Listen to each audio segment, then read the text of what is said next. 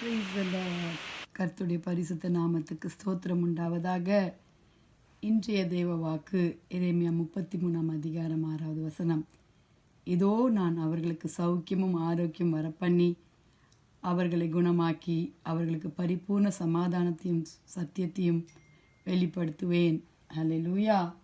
கர்த்தராகிய இயேசு கிறிஸ்து நமக்கு சௌக்கியத்தையும் சமாதானத்தையும் தருகிற தேவனாக இருக்கிறார். வாலிப பிள்ளைகளே, நான் ஏன் ஆண்டவர் எனக்கு இந்த வசனத்தை எனக்கு தந்தார்னா, நான் இந்நாட்களில் 2 வார காலமாய் அதிக சுகவீனமாய் காணப்பட்டேன். என்னுடைய த்ரோட்டுக்கு ஒரு இன்ஃபெக்ஷன் வந்து கொண்டே இருக்கிறது, பேச முடியாத நிலைமை. ஆனாலும் என் கர்த்தர் போதுமான கிருபையினால் அடியாளை தாங்குகிறார். ஒவ்வொரு நாளும் ஒவ்வொரு வசனத்தினால் என்னோடு கூட பேசி கொண்டிருக்கிறார். அதனால தான் உங்களோடு கூட பகிர்ந்து கொள்ள எனக்கு ஆவியானவர் ஏவினபடினால் உங்களிடத்தில் நான் பேசுகிறேன். வாலிப பிள்ளைகளே, அவர் உன் அப்பத்தையும் உன் தண்ணீரையும் ஆசீர்வதிப்பார், வியாதியை உன்னிலிருந்து விலக்குவேன் என்று யாத்திராகமம் 23 அதிகாரம் 25வது வசனத்தில் சொல்லியிருக்கிறது. வாலிப பிள்ளைகளே, நம்முடைய வியாதிகளின் தீர்க்கிற அவர் மருத்துவர், அவர் பரிகாரி, பலவீனங்களை ஏற்றுக்கொண்டவர், வியாதிகளை கர்த்தர் வரப்படாதபடி தடுக்கிறவர். ஆனாலும் சத்ரு யார் ஆண்டர் பக்கம் போகணும்னு வாஞ்சிக்கிறானோ அவனை தான் எந்த இடத்துல கையை வைக்கணும்னு அவன் எதிர்பார்த்து கொண்டிருக்கிறான். வாலிப பிள்ளைகளே, ஆனால் நம் தேவன் பெரியவராக இருக்கிறார். பகலில் வெளியாகிலும் இரவில் நிலவாகிலும் என்னை சேதப்படுத்துவதில்லை. கர்த்தர் என்னை எல்லா தீங்குக்கும் விலக்கி காப்பார், அவர் உன் ஆத்துமாவை காப்பார் என்று சங்கீதம் 121:6-7 படிக்கிறோம். வாலிப பிள்ளைகளே, பவுல் அப்போஸ்தலன் சொல்கிறார், என்னை வெலப்படுத்துகிற கிறிஸ்துவினாலே எல்லாவற்றையும் செய்ய எனக்கு பலன் உண்டு என்று. பவுல் அப்போஸ்தலனுக்கு ஒரு முள் கொடுக்கப்பட்டிருந்தது. ஆனாலும் அவர் எல்லாவற்றையும் செய்ய பலன் உள்ளவர்களாய் அந்த பலவீனத்திலும் அவருடைய பலன், ஆண்டருடைய பலன் பூர்ணமாய் விளங்கி அவரை நடத்தி கொண்டிருந்தது. வாலிப பிள்ளைகளே, ஹல்லேலூயா. ஆரோக்கியத்தை வர பண்ணுகிற தேவன். உங்கள் வீட்டில் யாருக்காவது சுகவீனம் இல்லையா? வீட்டில் அம்மா அப்பா கூட இருக்கிறவங்க, மனைவி பிள்ளைகள் யாராவது சுகவீனமாக இருக்கிறாங்களா?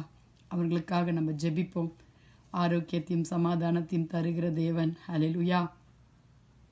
பிரியமானவளை, உன் ஆத்மா வாழ்கிறது போல நீ எல்லாவற்றிலும் வாழ்ந்து சுகமாயிருக்கும்படி வேண்டுகிறேன் என்று 3 யோவான் 2 அதிகாரம் சொல்லியிருக்கிறது. வாலிப பிள்ளைகளே, நானோ அவைகளை ஜீவன் உண்டாயிருக்கும் அது பரிபூர்ணப்படம் வந்தேன் என்று யோவான் 10:10 சொல்லியிருக்காரு.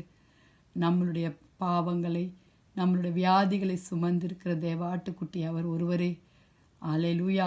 அவருடைய தழும்புகளால் நாம் சுகமாகிறோம்.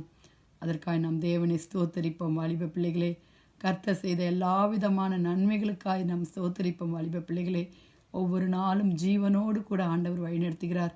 அநேகர் கேன்சர் வியாதினால் மரண படுக்கையில் யாரெல்லாம் துக்கித்து கொண்டிருக்கிறாங்களோ அவர்களுக்கெல்லாம் ஜெபிக்கலாம். ஆண்டவரே கிருபை தாங்க. ஜெபிக்கலாமா?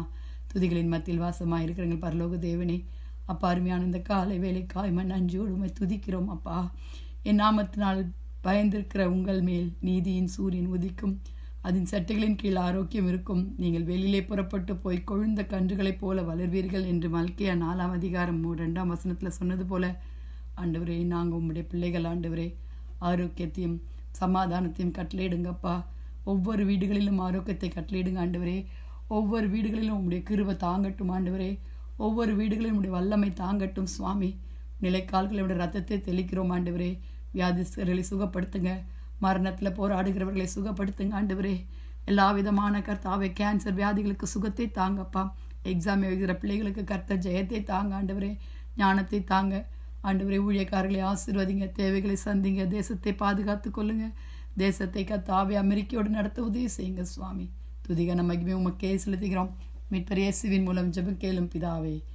ஆமேன், ஆமேன். Praise the Lord. Have a blessed day. Bye.